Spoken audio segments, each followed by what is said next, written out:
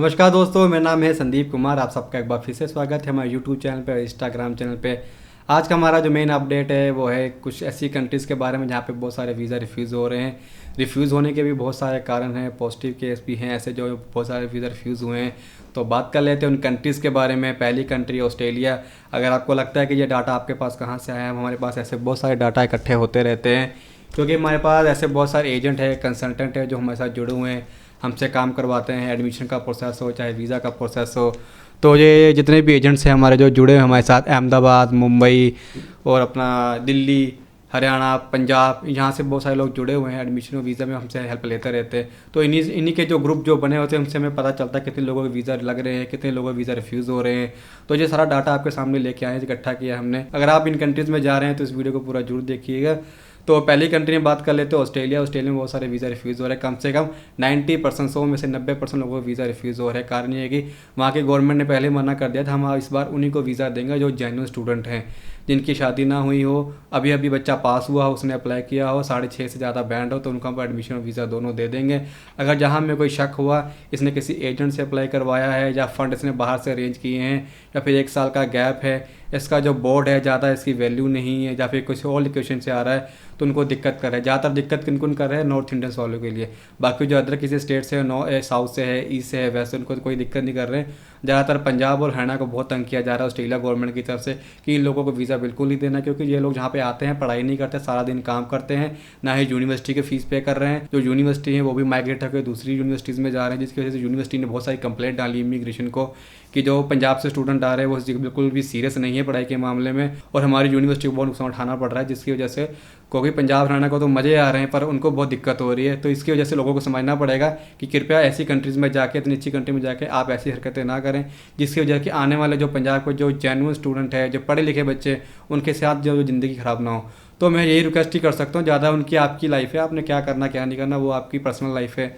दूसरी कंट्री है यूएस। तो यूएसए में भी बहुत सारे वीज़ा रिफ्यूज़ हुआ है। कारण ये है कि अभी कुछ समय पहले यूएसए में कोई भी अप्लाई नहीं कर रहा था, अब एकदम से लोगों ने यूएसए में अप्लाई कर दिया। कारण यूके ने और जो स्पाउस वीज़ा में कोई बहुत सारी इंस्ट्रक्शन लगा दी है, जिसकी वजह से लोग कहते हैं चलो यूएसए अप्लाई करते हैं। जब यूएसए में अप्लाई कर दिया, I-20 तो आ गया, I-20 आने के बाद अपॉइंटमेंट नहीं मिल पा रही है। अगर अपॉइंटमेंट लेनी है तो 1 साल के बाद मिलेगी। अब बच्चा कहता है कि I-20 मेरे पास अभी आई है, क्लासेस अगले महीने शुरू हो रही हैं, मैं अगले साल की अपॉइंटमेंट लेकर क्या करूँगा। तो इस केस में क्या करते हैं लोग, बाहर से अपॉइंटमेंट खरीदते हैं। कोई 2 लाख में ले रहा है, कोई 3 लाख में ले रहा है, कोई 50,000 में ले रहा है ब्लैक में, तब जाकर उनकी फाइलें जमा हो रही। जब फाइल जमा हो जाती तो वीज़ा रिफ्यूज़ हो जाता है। वीज़ा क्यों रिफ्यूज़ हो रहा है? क्योंकि इंटरव्यू दे नहीं पा रहे हैं, क्योंकि पंजाब हरियाणा तो वैसे ही इंटरव्यू देने में वो पीछे रहते हैं, हर बात में घबराते हैं कि इंटरव्यू, क्योंकि पंजाब और हरियाणा के लोग हर चीज़ करने को तैयार बैठे होते हैं, हर चीज़ में अमल अपना फतेह हासिल कर लेंगे।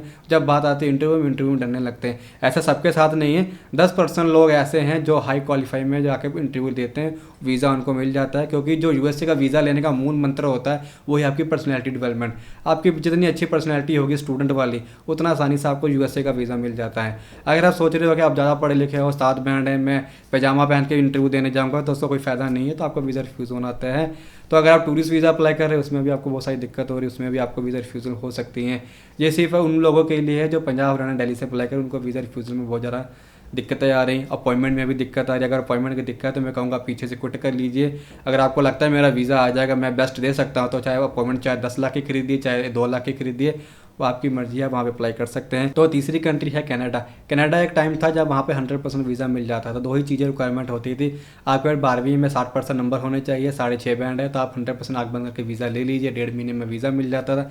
आज के टाइम पे क्या हो रहा है कि वो लोग तो अप्लाई कर ही रहे हैं, वो लोग भी अप्लाई करें जिन्होंने 10वीं पास है, 12वीं का सर्टिफिकेट बनवा लिया नकली, आइल्स लगा लिया नकली, गैप जो बना उसका एक्सपीरियंस फेक बना लिया, उसका अप्लाई कर रहे हैं, उनका तो वीज़ा रिफ्यूज़ हो ही रहा है। जो जेन्युइन स्टूडेंट उनका भी वीज़ा रिफ्यूज़ हो रहा है, जिनकी वजह से लोगों को बहुत सारी दिक्कत हो रही है कनाडा में जो स्टूडेंट वीज़ा अप्लाई कर रहे हैं। क्योंकि ऐसे भी बहुत सारे लोग कनाडा में अप्लाई करें जिनकी उम्र 30-40 साल हो चुकी है, वो भी स्टूडेंट वीज़ा अप्लाई कर रहे हैं। क्योंकि स्टूडेंट वीज़ा साफ नियम कहता है अगर आपने आँख बंद करके वीज़ा लेना, वही बच्चा एडमिशन ले जिन्होंने अभी अभी अपनी क्वालिफिकेशन कंप्लीट की है, 6.5 वर्ष अप्लाई, उनको हम हंस के अपना आराम से वीज़ा दे देंगे। बट लोग कहते हैं कि हमने जाना है क्योंकि हमने किसी एजेंट की एड देखी थी, वो कह रहे हैं 15 साल का गैप भी हो कनाडा का, हम तब भी वीज़ा करवा देंगे सेटिंग के साथ, जो कि 40-50 लाख, पता नहीं समझ में नहीं आता लोग 40-50 कैसे खर्च लेते हैं, इतना कहाँ से इतने पैसे आते हैं, इतने में तो अच्छा सा बिजनेस स्टार्ट हो जाता है यहाँ पे। चलो कोई बात नहीं। तो अगली भी हम कंट्री बात कर लेते हैं। अगली कंट्री है पुर्तगाल। पुर्तगाल एक ऐसी कंट्री है जहाँ पे अप्लाई करना बहुत ही आसान होता है। यहाँ पे किसी बार कोई पैसे नहीं लगते अप्लाई करने। अगर आप गवर्नमेंट यूनिवर्सिटी में जा रहे हैं, विदाउट आइल्स अप्लाई कर रहे हैं, आप फ्री में एडमिशन आ जाता है। वहाँ पे किसी प्रकार कोई फ़ीस भी नहीं होती है, तो लेके चलिए वहाँ पे आपको 40-50 हज़ार में आपका स्टडी वीज़ा लग जाता है। अगर आपके पास आइल्स अच्छे हैं तो स्कॉलरशिप भी आपको मिल सकती है। तो पुर्तगाल क्या करता है कि नॉर्थ इंडियन को वीज़ा बिल्कुल नहीं देता। उन्होंने पहले से 8 साल पहले से ब्लैक लिस्ट डाल रखा है। पुर्तगाल सिर्फ उन्हीं को वीज़ा देता है जिनकी फैमिली वहाँ पे रह रही है, तो अपनी फैमिली बुलाना चाहता है। वो कौन से वो हो सकते हैं, जैसे अपनी बीवी को बुला रहे हो, अपनी वाइफ को बुला रहे हो, हस्बैंड को बुला रहे हो, या तो अपने बच्चों को बुला रहे हो, या तो अपने पेरेंट्स को बुला रहे हो, उनको वीज़ा दे देते हैं। अगर आप किसी और को बुला रहे हैं, या स्टूडेंट को बुला रहे हैं, टूरिज्म के लिए बुला रहे हैं, किसी फैमिली फंक्शन के लिए बुला रहे हैं, तो उसके में कोई फ़ायदा नहीं, आपको वीज़ा रिफ्यूज़ करेंगे। स्टूडेंट को तो 100% ये लोग वीज़ा रिफ्यूज़ कर रहे हैं। अगर आप हैदराबाद से हैं, मुंबई से हैं, चेन्नई से, आप आँख बंद करके अप्लाई कीजिए तो आपको यहाँ पे वीज़ा आ जाएगा। नॉर्थ इंडिया में क्या होता है कि इसमें अप्लाई करने का एक फ़ायदा यह होता है एजेंट्स को यहाँ पे अपॉइंटमेंट नहीं मिलती है। तो यहाँ के एजेंट क्या करते हैं, जब पंजाब जाना के पुर्तगाल में अप्लाई करवा देते हैं, बाद में जब अपॉइंटमेंट नहीं मिलती कहते रखो 1 लाख रुपये आपको अपॉइंटमेंट दिलवाते हैं। तो एजेंट क्या करते हैं, आपसे अपॉइंटमेंट से पैसा कमाते हैं, वीज़ा से पैसा नहीं कमाते। उनको कोई मतलब नहीं आपका वीज़ा लगे ना लगे, आपके पैसे बर्बाद हो जाएंगे। आपसे एडवांस भी ले लेंगे, आपसे अपॉइंटमेंट के पैसे भी ले लेंगे, आपसे ऑफर लेटर के पैसे भी ले लेंगे, इंश्योरेंस के भी पैसे ले लेंगे, डमी टिकट के भी पैसे ले लेंगे, और आपके हेल्थ इंश्योरेंस के भी पैसे ले लेंगे, जो डॉक्यूमेंट ऑफ पोस्टाइल होता है उनके भी पैसे ले लेंगे। मतलब 1 लाख 1.5 लाख तो एजेंट इसी में कमा लेता है। तो उसका वीज़ा लगे ना लगे उसको कोई मतलब नहीं पड़ता है। इसलिए लोग जानबूझ के उन्हीं कंट्री में अप्लाई करवाते हैं जहाँ पे बच्चे का करियर ही खत्म हो जाए, ताकि ये एजेंट का करियर बन जाए, बढ़िया बढ़िया ऑफिस बन जाए, बढ़िया बढ़िया प्लॉट ले लें, अपना खुद फॉरेन कंट्री घूमाएं।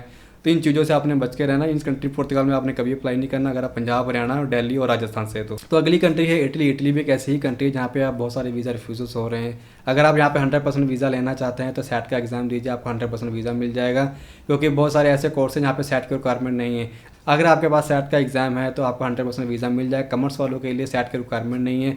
अगर आप आर्ट्स के बच्चे हैं तो आप वहाँ पे बिल्कुल अप्लाई ना कीजिए, क्योंकि अप्लाई करने का कोई फ़ायदा नहीं, वहाँ पे वीज़ा 100% रिफ्यूज़ होएगा।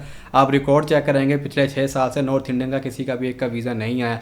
अगर आया होगा तो पक्का कोई उसने कोई अच्छे कर्म किए होंगे तभी उसका वीज़ा आया है। तो इटली में हमेशा अवॉइड ही करूँगा, यहाँ पे कभी अप्लाई ना करें। दूसरा है कि साल में यहाँ पे एक ही इंटेक होता है। लोग पहले इटली लोग इसलिए जाते थे क्योंकि वहाँ पे किसी प्रकार की कोई फीस नहीं होती, फ्री स्टडी प्रोग्राम होता है। वहाँ पे 40-50 हज़ार में आपका स्टडी वीज़ा लग जाता था। अगली कंट्री के बारे में बात कर लेते हैं, माल्टा। माल्टा पंजाब और हरियाणा में एक सोने की मुर्गी की तरह है।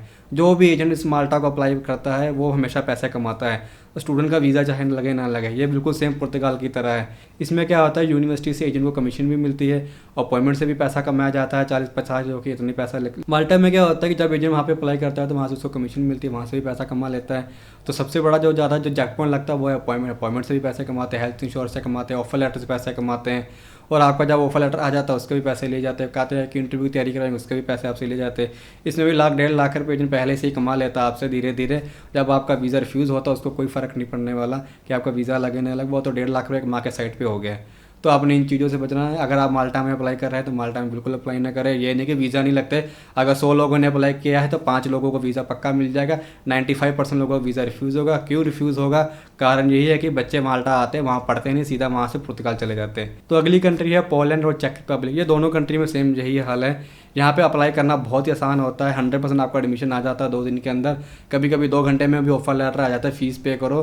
फ़ीस पे करने के बाद आपकी फ़ीस फंस जाती है, फ़ीस आपकी तब तक वापस नहीं आएगी जब तक आपका वीज़ा नहीं आ जाता, जब तक आपको रिफ्यूज़ल नहीं आ जाता। तो यहाँ पे अप्लाई करने का कोई फ़ायदा नहीं। यहाँ पे भी अपॉइंटमेंट का बहुत ज़्यादा इशू रहता है। यहाँ पे जानबूझ एजेंट आपका केस डलवा देता है ताकि आप कुछ ना कर सकें।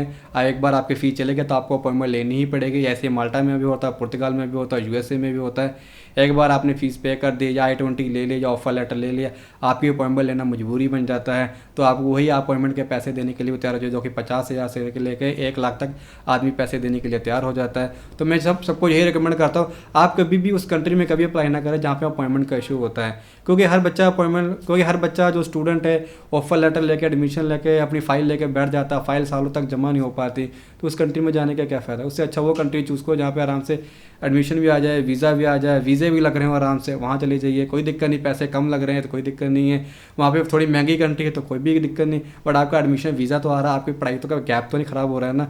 उससे क्या होता है, आने वाले समय पे 5 साल बाद आपके करियर पे बहुत ज़्यादा फ़र्क पड़ता है जब आप किसी कंट्री में PR के लिए जाते हैं या सेटलमेंट के लिए जाते हैं। तो अगली कंट्री है फिनलैंड। फिनलैंड में भी वीज़ा बहुत ज़्यादा रिफ्यूज़ हो रहा है। कारण मैं बता देता हूँ, क्योंकि फिनलैंड एक ऐसी कंट्री है जहाँ पे वीज़ा आसानी से मिल जाता है अगर आपके डॉक्यूमेंट जेन्युइन है। तो अगर आपकी इंटरव्यू ऊपर नीचे हो जाती है, घबराने की तो भी बात नहीं है, आपका वीज़ा आ जाता है। फिनलैंड में उन लोगों के वीज़ा रिफ्यूज़ हुए हैं जिन्होंने पिछले साल फेक फंड लगाए थे, क्योंकि कुछ एजेंट्स हैं जो पुराने समय से काम कर रहे हैं, जैसे केरल से हैं, अहमदाबाद से हैं, कुछ पंजाब से हैं, जो पुराने समय से काम कर रहे हैं उनको तो पता कैसे, उनको तो वीज़ा मिल रहे हैं। जो नए नए एजेंट इस चीज़ में घुसे हैं उनको ज़्यादा पता नहीं, तो वो क्या कर रहे हैं कि फेक डॉक्यूमेंट लगाते थे। वो समझते हैं कि फिनलैंड वाले तो बेवकूफ़ है, उनको क्या पता है। वो ये नहीं जानते हैं वो यूएसए से भी ज़्यादा तेज़ हैं। उनका जो पासपोर्ट रैंक देखेंगे वो यूएसए से भी ऊपर है, कनाडा से भी ऊपर है और यूके से भी ऊपर है। तो उनको ज़्यादा पता इन चीज़ों के बारे में, वो टेक्निकली भी बहुत आगे हैं। उनकी जो एजुकेशन सिस्टम है पूरे वर्ल्ड में नंबर 1 में आता है। आप कभी इंटरनेट में चेक करना, आप यूएसए को, कनाडा को, यूके को, ऑस्ट्रेलिया को बेवकूफ़ बना सकते हो पर फिनलैंड को बेवकूफ़ नहीं बना सकते। तो आपने इस बात का ध्यान रखना। अगर आप फिनलैंड में 100% वीज़ा लेना चाहते हैं, आप पूरे के पूरे डॉक्यूमेंट जेन्युइन लगाएं। डॉक्यूमेंट नहीं है कोई बात नहीं, आप वो डॉक्यूमेंट छोड़ दो, स्किप कर दो। कोई बोल दो कि हमारे पास वो चीज़ नहीं थी, हम इसलिए प्रोवाइड नहीं कर पाए थे, बड़ा फेक डॉक्यूमेंट वहाँ पे कोई नहीं लगाए। अगर आपका वहाँ से वीज़ा रिफ्यूज़ होता है तो ये लेके चलिए, पूरे शंघन में आपको वीज़ा में दिक्कत आने वाली है। तो फिनलैंड में ऐसी गलती कभी ना करें, क्योंकि फिनलैंड में 2 साल पहले जो सक्सेस रेट था 99% वीज़ा आ जाता था। पर इस बार क्या हो गया है कि जब से ये फेक डॉक्यूमेंट लगने शुरू हुए हैं, वो नवे एजेंट अभी खड़े हुए हैं फिनलैंड को प्रमोट कर रहे हैं, जिनको ज़्यादा नॉलेज नहीं है।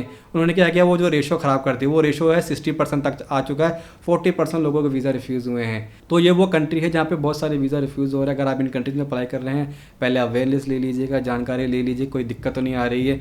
अगर आपका एजेंट जितना मर्जी आपको सत्यवादी आपका ज्ञान दे रहा हो कि हम ये करवा देंगे, माई सेटिंग है, सब कुछ है, आपको हर चीज़ आपको मिलेंगी, पर आपने एक बार ये जरूर ध्यान रखना है कि वहाँ पे आपका वीज़ा नहीं आने वाला है। अगर ना आ रहा है तो अपनी मर्ज़ी से अप्लाई कीजिए। देखो मैं कभी किसी कंट्री को प्रमोट नहीं करता, किसी यूनिवर्सिटी को प्रमोट नहीं करता हूँ। देखो हमारी वीडियो जितनी भी होती है अवेयरनेस के ऊपर होती है। हम कभी नहीं कहते कि इस कंट्री में अप्लाई करो, हम ये कभी नहीं कहते कि इन कंट्री में कभी ना अप्लाई करो। अभी भी मैंने जो पूरी वीडियो बनाई, मैंने एक बार भी नहीं कहा कि आप इन कंट्रीज़ में ना अप्लाई करो। आप कर सकते हो, आपकी मर्जी। हमारा काम है ओपिनियन देना। यूट्यूब में आके हम अवेयरनेस देते हैं, चाहे अच्छी हो, चाहे पॉजिटिव हो, नेगेटिव हो, चाहे ऊपर नीचे से आ रही हो, कहीं से भी डाटा आता हो, हम आपके साथ शेयर करते हैं ताकि आपको किसी प्रकार की दिक्कत ना हो रही हो।